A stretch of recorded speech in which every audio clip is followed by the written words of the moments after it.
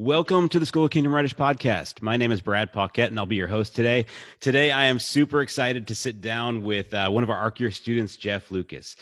So, if you've been following our program for any length of time, this is an exciting opportunity because Jeff has been, knee deep in our program for the past 7 months. He's written a book. He's started an author's platform. He's been doing all the stuff that we've been talking about.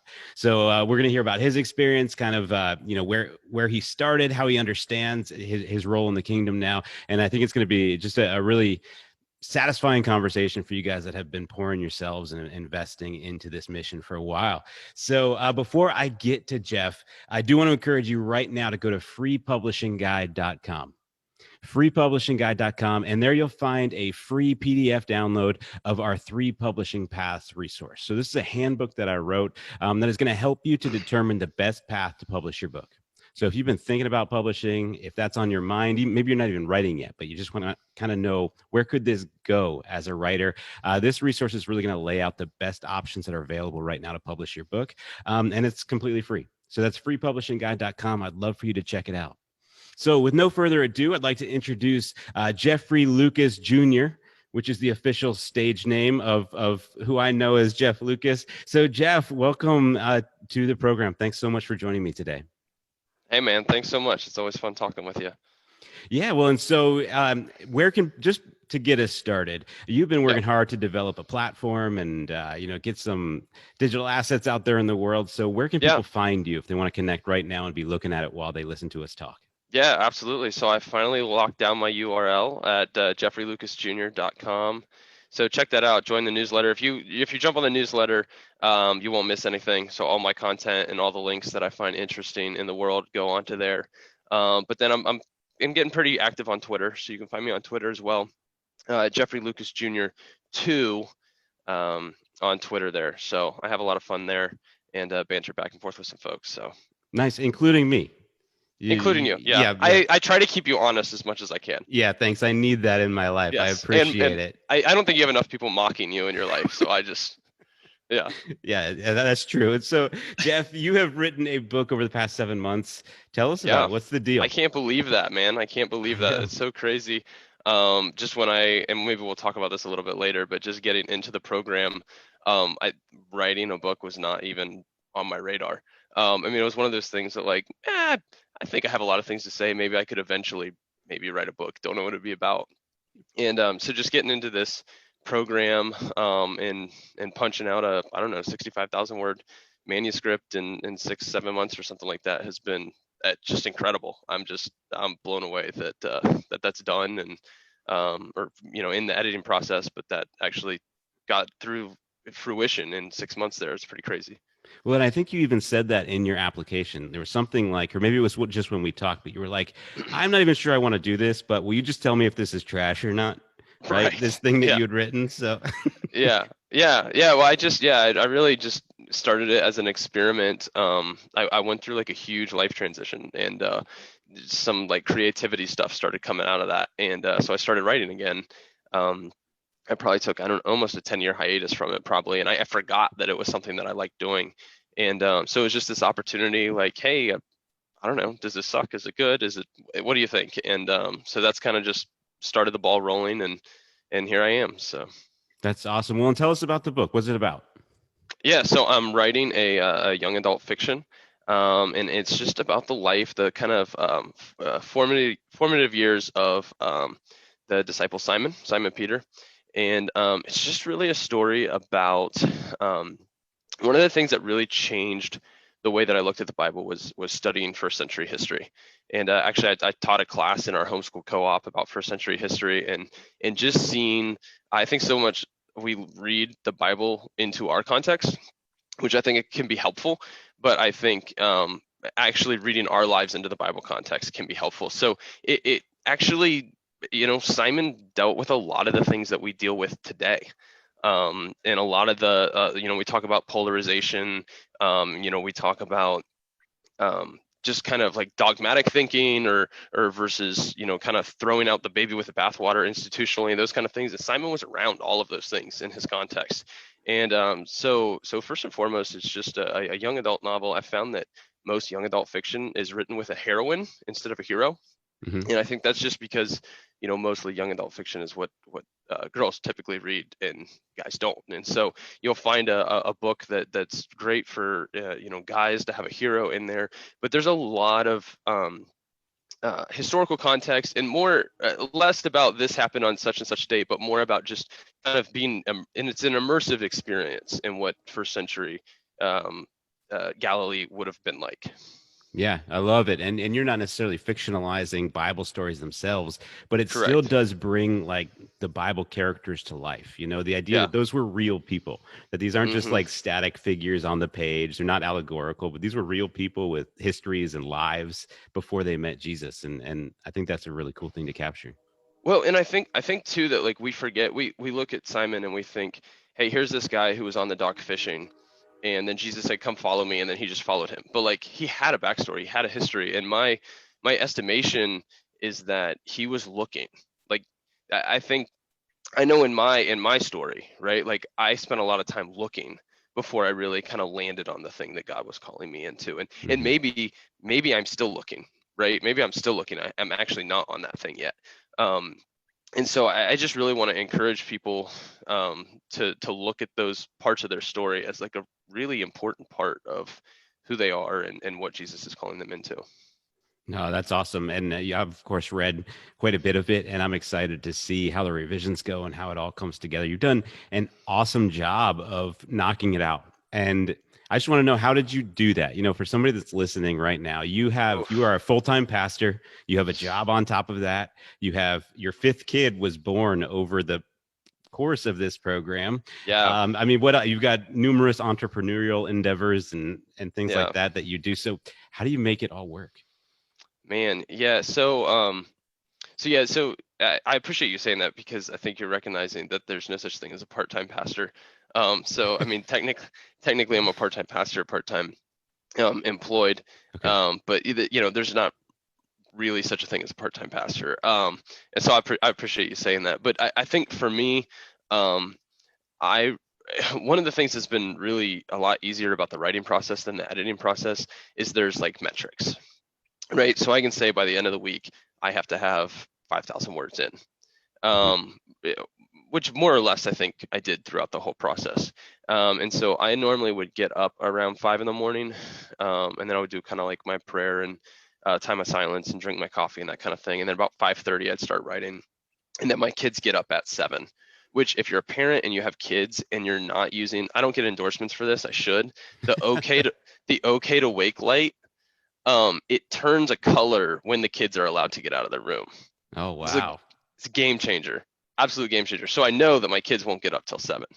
I mean, and if they do, they just have to go back. So that's just a little productivity tip for parents there. Yeah, absolutely. Um, but so there's an hour and a half right there that I'm writing, every morning. So I do that 6 days a week, take my Sabbath off, and then I would have a like an kind of like an extra float day. So my goal is to write 5,000 words a week. I'm writing, 6 days a week. But if I miss one day because I oversleep or something else is going on, like I'll do a lot of early morning meetings and stuff. I'm okay. I have a flex day basically. Okay, so here's my question. How do you go from a guy that's like, I'm not even sure I want to do this, I'm just testing it out, to a guy that's like, I'm going to get up at 5:30 in the morning, 6 days a week, and I'm going to crush this and make it happen? Like, what changed there? So I mean, a lot of it is just my personality. Like I'm an in or out kind of person. So like if I'm going to do this, and this is when I was talking with my wife about doing the cohort, she was like, well, why don't you just do the free class? Like you could do the free class and do the same thing. And I'm like, it's just not like I might as well just not do it at all. And I mean, that's not to take away from anyone who's doing the free class, but for my personality, like if I'm going to do it, I'm going to do it all the way. Like if I'm going to do it, I need to have the accountability structure of sending Brad an email and, looking over some editing stuff, and saying Yeah. you need to continually do this better as you progress. And like I want to put out a good product. And I know that if I want to put out a good product, I need certain tools and people along the way. And so yeah, I think for me, I'm just kind of an all in, all out. And I really that's where my time was. That's the only place my time was. And so it's kind of like if I can plug my little article here on finding $100 a month in your budget, like it's there, you just have to find it. And Yeah. so, that's where I found the time. And I could have found it other places. I could have found it in the evening, but my brain's not as creative then. I could have found it on a lunch break, but I really like to reserve that time for, I normally go on a walk and contemplate and stuff like that. So that's just where I chose to find the time. Yeah, that's wonderful. And well, and so you kind of mentioned your article, the how to find $100 in your budget article. Hmm. Well, tell us about your platform in general. So, for you guys that are watching or listening, the program kind of has two components. One is to write a novel and to engage in this creative fiction process, and the other side is to develop an author's platform. And one of the big ways that I teach writers to do that is by developing a nonfiction niche. So, something that they're going to talk about, some way that they can bring value and expertise to the world. So, Jeff, you've launched into this personal finance thing and you've been building an audience around that idea, but tell us about it. What's the deal with that? Yeah, so I'm a career money guy basically. So I've spent the last 10 years, pretty much selling any consumer financial product. So I've been in banks and life insurance and financial advisory and all those kinds of things, mortgages. Um, and so I'm a money guy, and it's actually funny. I was just doing writing more and just getting more into the rhythm of it. I was like, the thing that I've always really had trouble with in the financial space is I feel like I have some decent advice, um, but only 20% of people take it, if that. Right. And I only get paid more or less if people think my advice is good and they want to take it. And so and I started reading blogs more critically and stuff like that. And I was like, man, I really could punch this stuff out. And I was actually in this kind of lament, man, God, I don't know, maybe you got me into this writing thing to do some financial blogging stuff, and here I am writing this book, and this is before we got to the point in the class where this is how you're going to market. And so I was kind of Surprise. I Yeah. was like, oh shucks. I was like, you know what, I've committed to this program, I'm going to do that, and I'll look into this later. And it was two classes later where it's so you have to pick a niche. And I was like, that's so cool. So yeah, so my journey is really about um, I just have chased a lot of money. One of the reasons I'm in the finance space is just because really a lover of money, basically. Um, and and what I found through some life transitions is that it really, really, really distracted me from my purpose, Mhm. and actually became my purpose.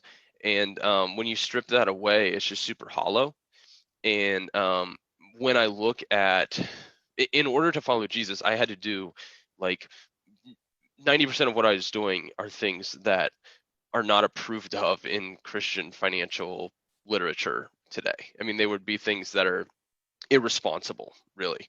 And so my platform is really just kind of challenging the status quo of what we think of as Christian finance, which is, I think, often it's really just financial advice with a Christian veneer. It's these are smart financial moves. Now let me find a Bible verse to see if I can plug into it. And so I'm really trying to turn that on its head and saying, well, what if I read scripture and inferred that onto my money? Which I don't know, crazy idea, but I just feel like that's how we're supposed to live life as Christians. Yeah. And I mean, if you could, what's the takeaway from that? Like, if you could give my listeners one message today, that's going to change their perspective on money, like, what are we doing wrong? What could we do differently? Right. So the kind of the tagline of my blog is mission minded money. And so I guess what I would say is, are we looking at our money as money that's in our pocket and we get to decide what we get to do with it, or are we looking at it as money that God gave us, along with the good works He prepared in advance for us to do? And is that money that He gave us aligning with those good works that He prepared? And so that's my main challenge, I would say. And Yeah. then I like to keep some stuff on the practical side because I do know a decent amount about the practical side, and it doesn't mean that the conventional financial wisdom is wrong or we're bad to do it. But like most things, I think we need to start with the heart, and then kind of the works flow out of that. Cool. Yeah, I love it. And so you've got all kinds of good stuff at jeffreylucasjr.com that Yep. people can check out. You're on Facebook, you're doing Twitter right Hmm. now. You've got a newsletter which is super active. I don't know how many emails a week I get from you, but it's like an Should only get impressive one a number. week. Is it only one a week? Maybe they're Yeah, just so good that it they're seems so like good. It more feels like than so that. much Yeah, content packed in one. they're just sticking to me like a peanut butter Yeah, sandwich, you know? unless you're on like a double, like maybe I have your email in there 5 times just to troll you. That's possible. Yeah, Uh, you're trying to fatten up your mailing list, so you just added right. me a bunch of times. Whenever I feel lonely for a new subscriber, I just add Brad in there one more time. Right. Well, so how's it going? How do you feel about, and you can be honest, yeah, transparency is fine, but how are you feeling at this stage in that platform building stuff? Yeah, so I, it's kind of like a mixed bag. Mhm. I've been really Um, we were just talking offline before we got on here. Just I've been really impressed with like the reception I've gotten on Twitter and just like how quickly I've made like not relationships, but like contacts where people know what each other thinks um and so I've really been enjoying the dialogue on that. And I mean I've went from like 0 to 100 Twitter followers in like I don't know, 30 days or something like that. So, I mean, I don't know if that's a lot or not. It felt like felt like a lot to me. Um, Yeah, it's a and big gain for sure. yeah, I mean, yeah, it's an infinite gain. So, when you think in terms of percentages, but I do think the subscriber thing has been, and this kind of points to one of the things you said in one of our classes is because like my newsletter is mostly content that you can find elsewhere. I do feel like my subscribers have not been gaining as fast as I would like that. Hmm. So I'm kind of looking into, what do I need to do? Do I need to give more value, in the newsletter in order to do that? Do I need to hold back content, which I don't really think makes sense? So I'm kind of playing around with what's the best way to do that. And it might just be honestly some of these contacts that I've made on Twitter and stuff like that, just being on their podcasts and I've done a couple guest posts for people and stuff like that, and that may just be what I need to do. Which is awesome. I mean, you've had a platform, so to speak, for like 6 or 8 weeks, right? And Yeah, you mentioned you've got a couple of invites to be on people's podcasts, and you mentioned guest posts. That's incredible. That's really good progress quickly. So nice job. And yeah, I think thanks. it's always an adaptive process, right? Where you're evaluating and tweaking and figuring out. So it sounds like you're on the right track. Which of the platform building stuff is like the worst? Like you just kind of do it just because Brad said you ought to do it. Um, I mean, as you know, just like anything that has to do with like design, like Hmm. anything that's like, hey, this looks like kind of amateurish. I'm like, well, that's because I'm an amateur, is actually exactly why it looks that way. So I just really I I just don't have a ton of patience to like sit there and make things look good. And honestly, I think there's something wrong with me where I just don't know what looks good. Like I just like I was in the military, like, I just wear like this is probably from the thrift store. So I really having an outside eye would really be helpful, which I get with you. But sometimes it's even like, well, this looks kind of like crap. And I'm like, and then I try something else. Like, no, that's still crap. Like, I don't know. Then, like, I'm gonna have to. So I think, in all seriousness, I think I Yeah. am gonna have to hire some of that stuff out and just get a graphic designer and say, hey, can you make a logo that doesn't look awful, and can you, do like a podcast a photo or whatever that doesn't look awful and that kind of thing, because it's Sure. just not something I have an eye for. Yeah, that makes sense. That makes sense. Well, and so how has your experience with Arc Year been overall? And once again, you can say anything. I won't hold it against you. I'd love for you to be transparent, because I know our program is for a specific type of person. Not Yeah. everybody's necessarily going to connect with it. So, what has your experience been like? Like, what is there anything you wish you would have known before you started? Honestly, if I had known other things before I'd started, I may not have done it. So I'm Okay. actually like I'm like blissfully ignorant, I think. Yeah. So one of the things um just that surprised me is just like the straight up monetary value on the cohort. Like some of the things that we're getting out of the cohort, I'm like, oh, I had no idea we were getting that. And I was Hmm. willing to pay the money for thinking we were getting half what we're actually getting. So there's like a ton of monetary value there. Um, and I think that I say this every time we talk, just like the discipleship component of it, where it's not just how to not just how to write a book, not just how to promote yourself, but like how to carry yourself as a Christ follower while you're doing this work. And I mean, one of the things like in the money community, like while I was working in banking, like I just, there's some things that I just think like, how do you carry yourself as a Christian and do this work at the same time? Like it Yeah. almost seems impossible. And I know that the media space feels that way to some people too. It's not as much my space. So I think it's a little bit easier for me to say, it's easier for me to say like, well, I'm just not doing it that way. And if I'm a failure as a media person, then so be it, because I've never seen myself as one. Sure. It's harder for me to do that in the finance space.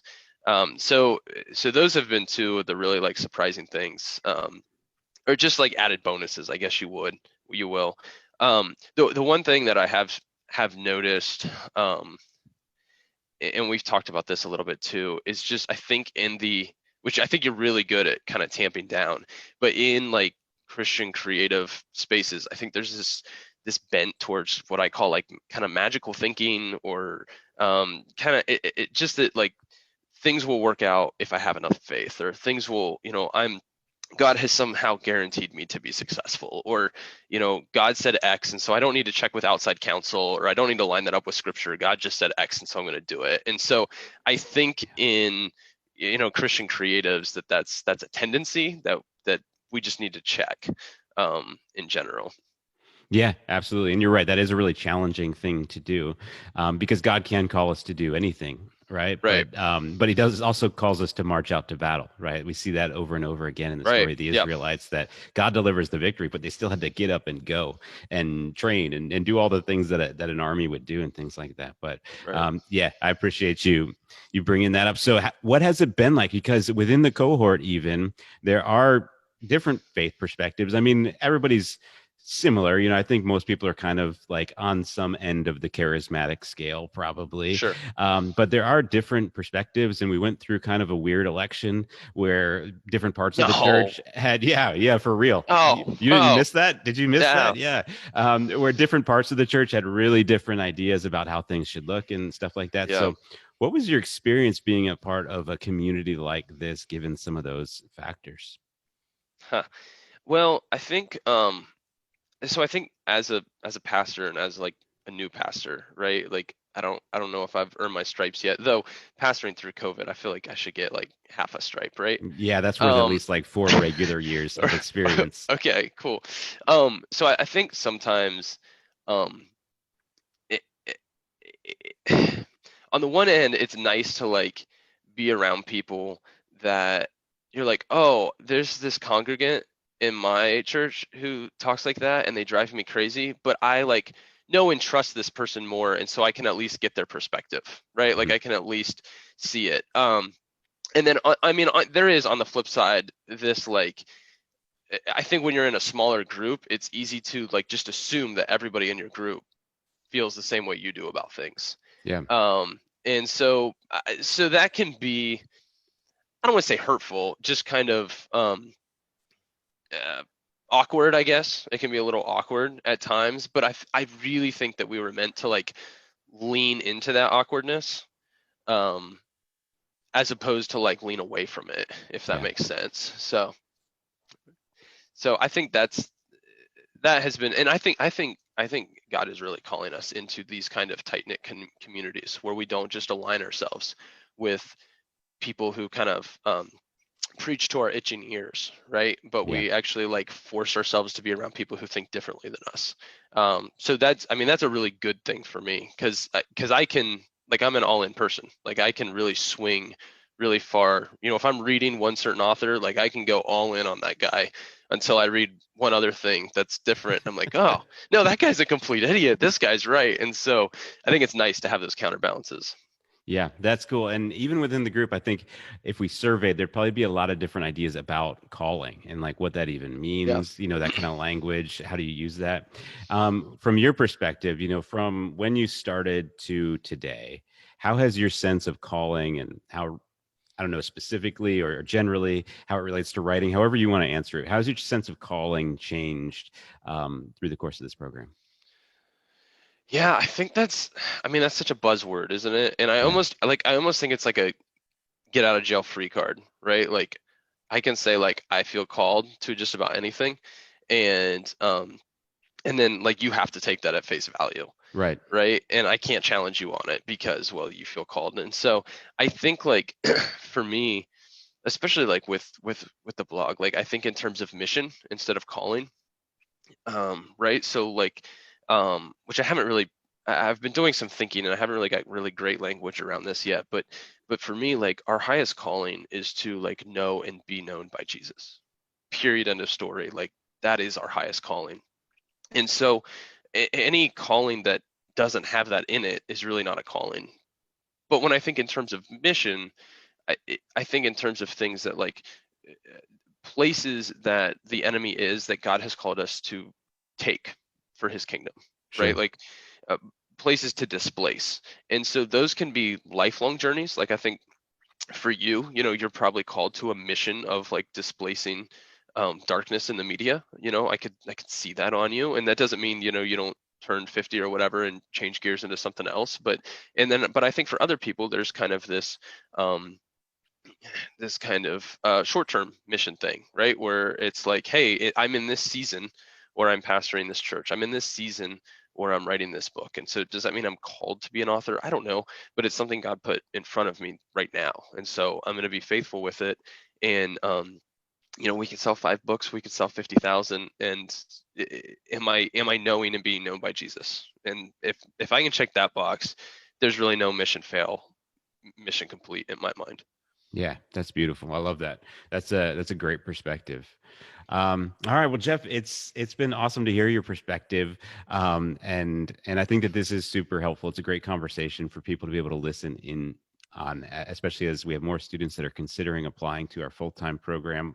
But Yeah. once again, if people want to check it out, they want to see what you're up to. If they want to stay in the loop as you move forward with your novel and look forward to the day that you publish that.